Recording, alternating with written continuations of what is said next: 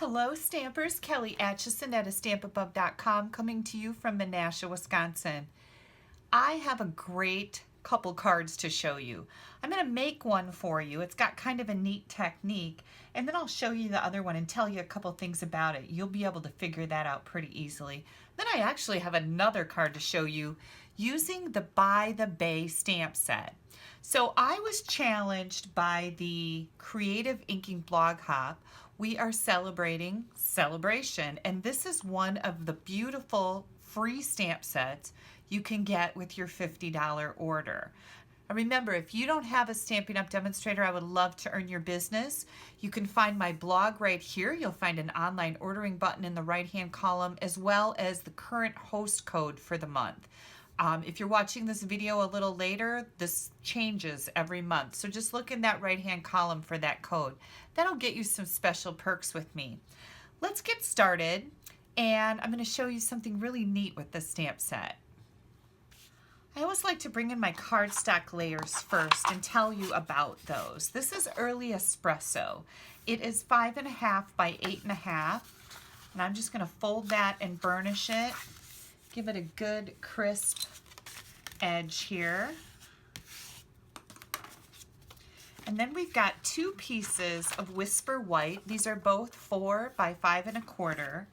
I've got a scrap of Crumb Cake and a scrap of Early Espresso and a scrap of Whisper White.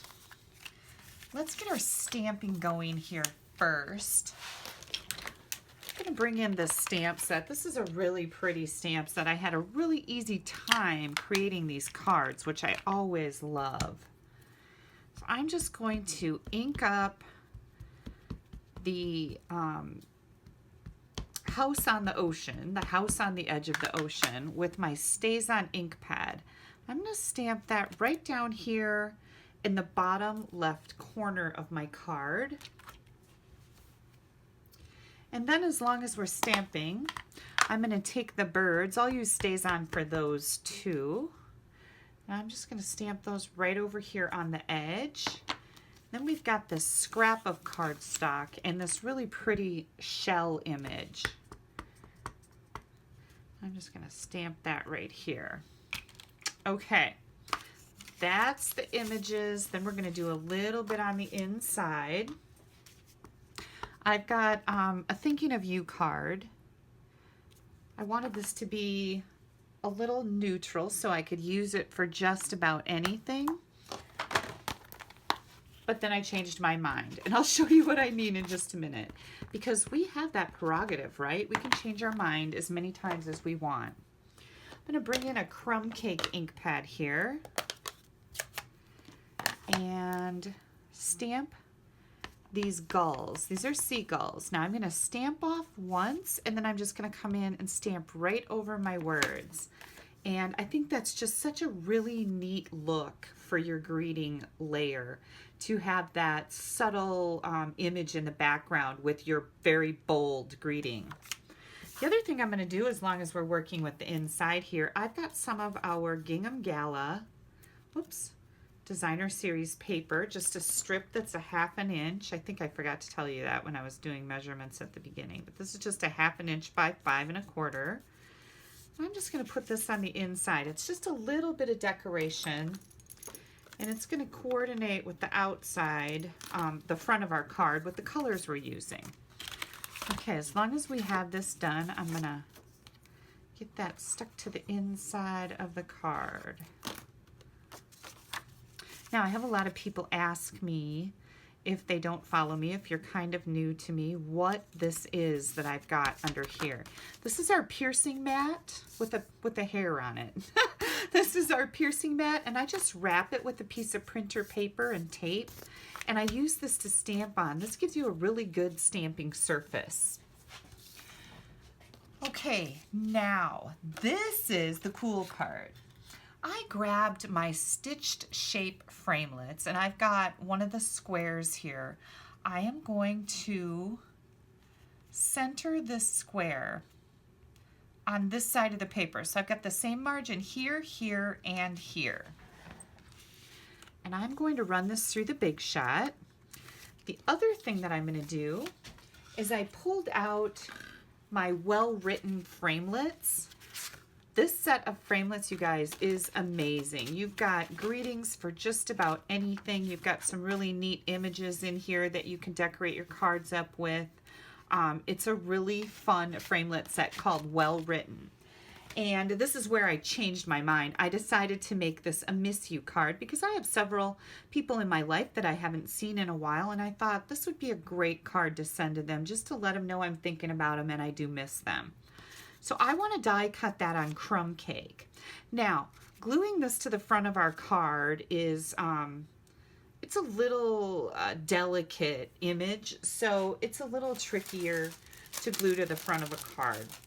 That's why I decided to grab my scraps of Sizzix self-adhesive sheets. These are our multi-purpose adhesive sheets. And what these do is they turn your die cut images or punched images into a sticker. And I thought, oh, that's going to work perfect for this. So what I'm going to do here is I've got to find an end. These come in, I think, 6 by 12 sheets, and these are just a bunch of scraps that I had left over from another project that I did. And of course, you know, we're hoarders. We don't throw much away, right? So I thought, oh, I could use these strips for something. I don't want to throw them away. So here they are. My husband would be cringing right now. We had a little go around today because I take all my boxes from orders that come in and I toss them down the basement stairs, and then once in a while I go down there and I stack them up. Well, we had a whole bunch of boxes, so he was on a little tirade today. And I actually did go down and break down the boxes and stack them nicely. But yeah, then he was on another little tirade about something, and I told him to knock it off. Just cranky. He's cranky about winter, and he wants to go back where it's warm. I'm going to die cut this. I'll be right back. All right, we have both of these items die cut. I'm just going to set this aside for a minute. We are going to take this and pop that right out of there. And I know this seems pretty strange, but I thought this was a really cool idea to do with this scenery of this oceanside home. Okay. We're gonna take, if you guys caught my tip video that was posted earlier today, I gave you a great tip on using blocks to pull color from when you are watercoloring with ink. You know how we always pool them in the lid of our stamp set? You know, it's kind of messy. These new stamp sets are a little harder to get that ink pushed into the lid, so it's a little trickier. So just dip your blocks in it and we can pull color from the blocks with our aqua painter. And that's what I'm gonna do here for my watercoloring. I'm gonna make sure I bring in my shell here too. So we've got all of our inks: Crumb Cake, Balmy Blue, Mossy Meadow, and Early Espresso. And I'm just going to come in here. Now, I always like to have a tissue handy. Let me grab that. Just in case I push too much water out of my aqua painter. And right now I'm really pushing some water in here because I want to do a sky and a little watercolor wash right here. Now this is pretty wet and I'm going to swoosh it quickly because this is not watercolor paper. It is Whisper White, and you don't want to over brush that because it'll get pilly. So you're just going to kind of do that quickly. Well, I could have left that on here. Now I'm going to come in here and add my color to the water. This is the ocean up against this beautiful home. And then I'm going to grab some of the Early Espresso and color the roof.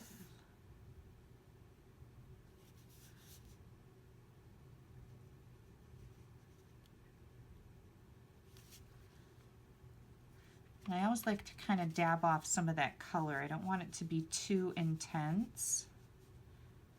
This is a really neat way to watercolor. You've also got a roof right here. I should zoom this in a little bit. Hang on. There, I think you guys can see just a little bit better. Okay, so we've got a little building right here with a roof. There's also a little building right here. And I'm going to take off some of the color so it's not as intense. I'm going to color this whole building with the early espresso. I think I want to color the other whole building too. So let me tone this down a little bit. There we go.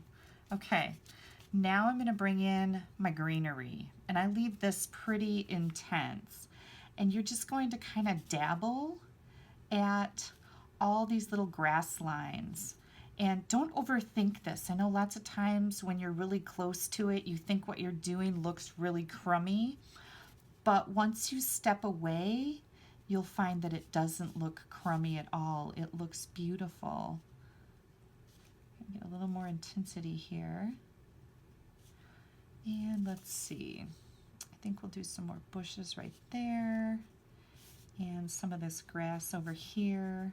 I didn't want to color it all in, because I think that makes it look kind of really neat, that it's just a little bit. And then it's not so difficult either.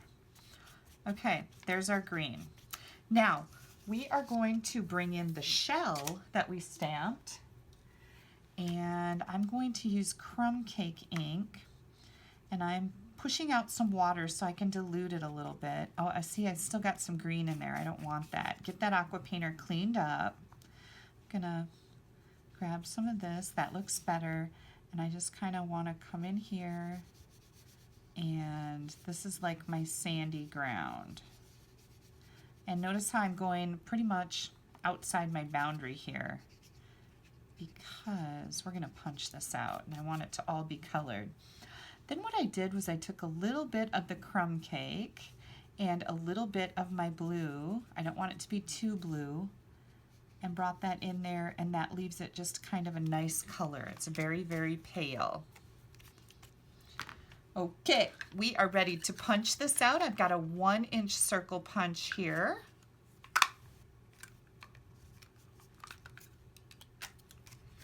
And then that early espresso scrap that I told you you needed is for the 1 1/8 inch scallop punch. I'm just going to put these two together. This is just going to be kind of like, whoops, a little embellishment on the front of our card. See if I can get this centered a little better. There we go. That's why I love my liquid glue, because you have that wiggle room. Now, this is actually the front of our card. So I'm going to bring in some of our braided linen trim. I love this stuff. It's really cool, especially for man cards.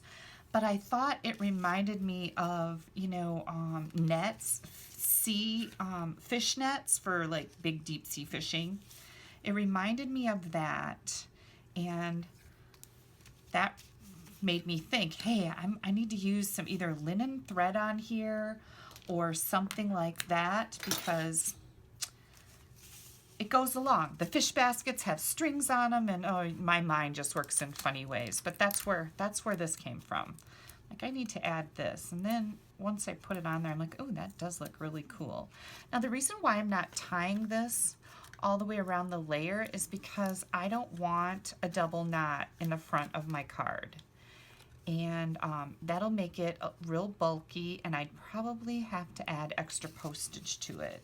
So we've got all these neat little ways to avoid extra postage. Hang on, I gotta grab a smaller piece of tape here. I'm just using regular tape to tape these ends down, okay? And then I had just a sliver left on my old roll, so I will take that and tie this on the front, so then I only have a single knot instead of a double knot. I hope that's a good tip for you if you've never heard that. Most, if you've been stamping for a while, most people have heard that and do use this practice. And we can send out more cards if we can keep our postage low, right? Yeah. Okay, now this is a kind of a nifty little thing I want to do too. So I'm going to cut my ends here. Actually, I'm going to leave them a little bit longer. That looks good. I'm going to bring in my pokey tool. This is a paper piercer if you would like to order one. When you do a search, you're just going to look for paper piercer. And I am just unbraiding this ribbon, or twine, linen thread, I guess it's called. Braided linen thread, and you're just going to brush this out. I see I have like a little fuzzy thing. Look at that. How cool is that? I thought this was a neat look too. It just added a lot to an empty space on my card.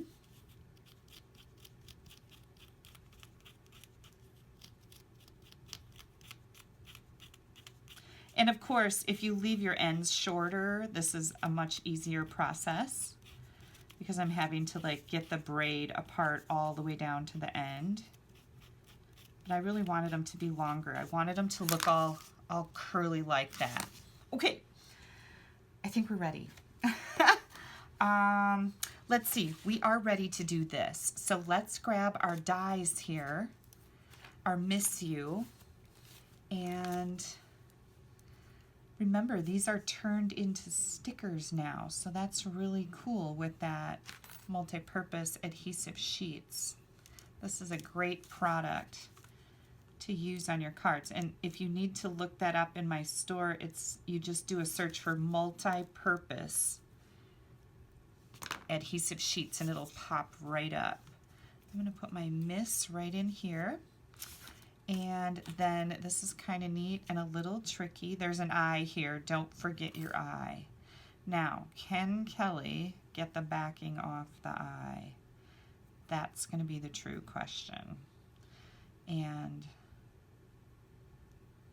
it's going to give me a hard time here.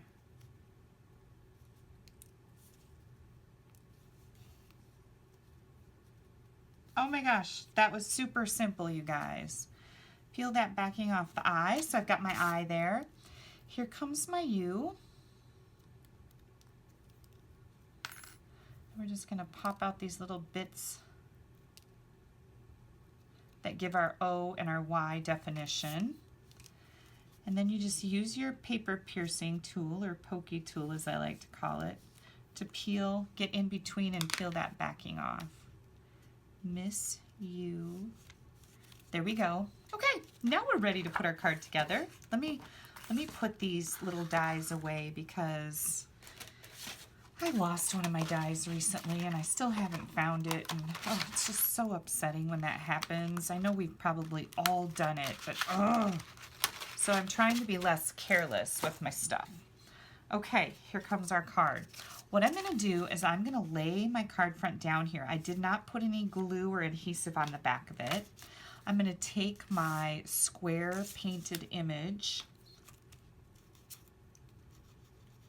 and add some glue to the back of this. Let me get some over here too. I want this to lay down really good. Whoops, I see a little fringe there. There we go.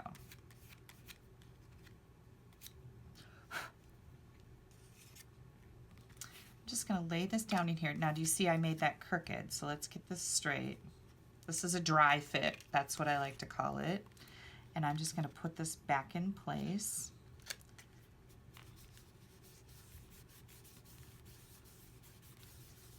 And then we're going to take this layer and we're going to pop it up on dimensionals.